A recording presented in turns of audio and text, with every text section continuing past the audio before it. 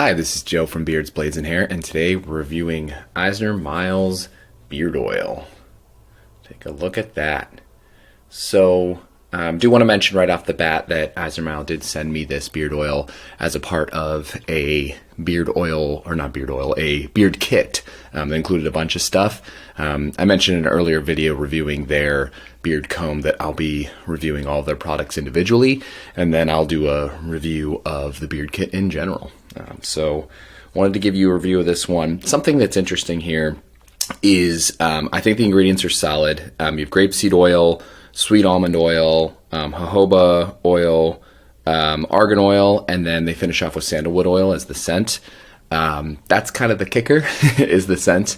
If you know me at all or have followed any of my other previous videos, you'll know that I am typically not a scent guy, meaning I tend to not like them so much just in general, just tend to not enjoy a lot of scents, and then my wife is particularly sensitive to them as well. So that will come back later. But in talking about this oil, I always talk about as well, what are the three key things in a beard oil for me. I don't know about you, but for me, the three things that I think about the most are: one, how does it treat the skin? Two, how does it treat the beard?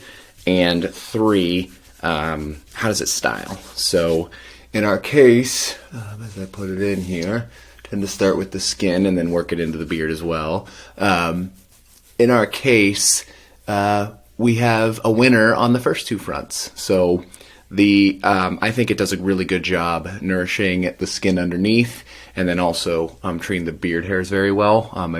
My skin is not itchy when I use it, and it feels good and comfortable.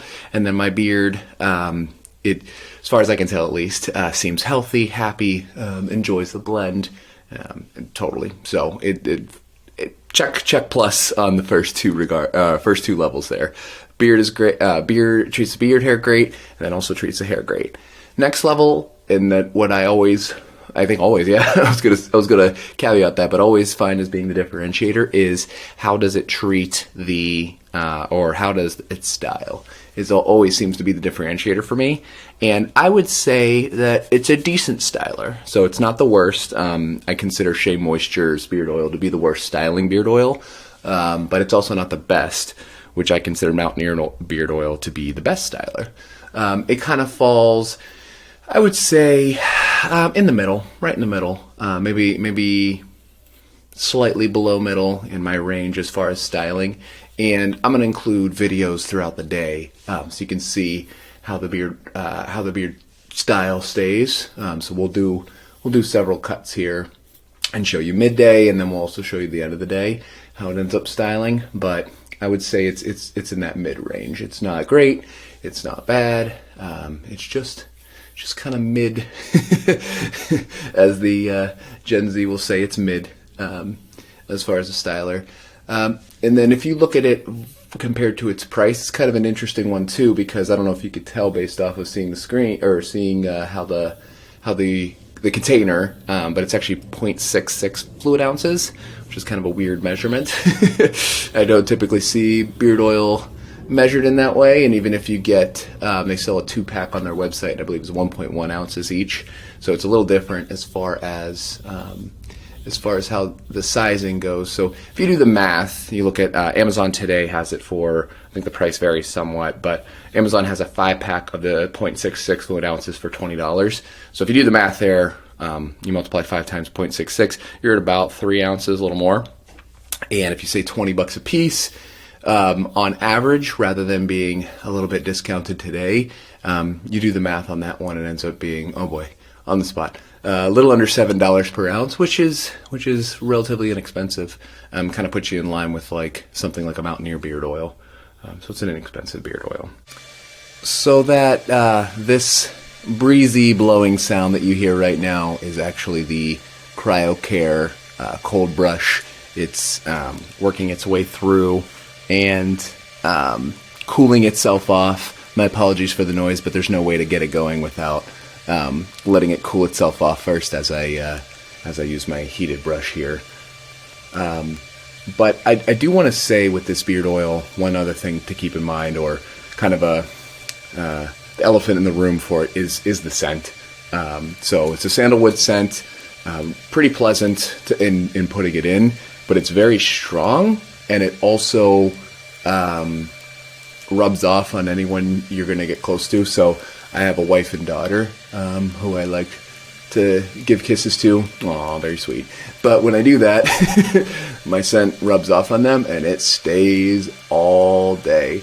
So my wife says same opinion on the scent. She finds it pleasant, but she hates that it rubs off on her when I get close, and she hates that it stays with her. So it'll literally, 12 hours later, she'll still have the scent on her. So it's something to keep in mind, is that if you like the scent, well, anyone you're with better like that scent too. They better enjoy that, because it ain't going away. So that's definitely something to keep in mind.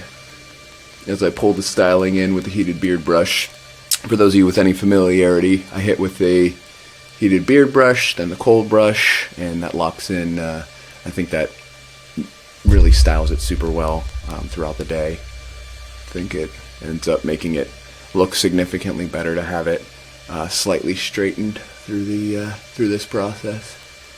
So I'll hit it with the cold right after, and then we'll show you updates throughout the day, midday, end of day as well.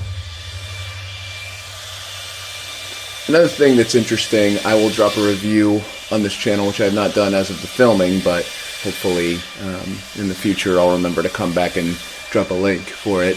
They also have a beard growth oil, which is a separate formula than this beard oil, that I will do a review on as well. And it's a different blend, same scent, different blend. So I would definitely do a compare and contrast video between the two, because there are differences. You can see the style pulling in really nicely. Alright. One last bit here to get the mustache. And we're good. Alright, I will see you in a few hours for the midday look. And we are back for a midday check-in. You can definitely see that there's been some, I don't know the right word here, but degradation in the styling, where it's poofing out on the sides. Not horrendously by any stretch of the imagination, but it's definitely not holding together, as well as maybe the top end beard oils that I have. All right, we'll come back and show you what it looks like at the end of the night. And we are back for the end of the night look. So as you can see, the Florida heat and humidity has done wonders to poof my beard out. Even at fall, whenever I'm shooting this video, it's still doing wonders in making it not look as nice as I wish it would. But it held up pretty well. Like I said, this is a mid-range styler.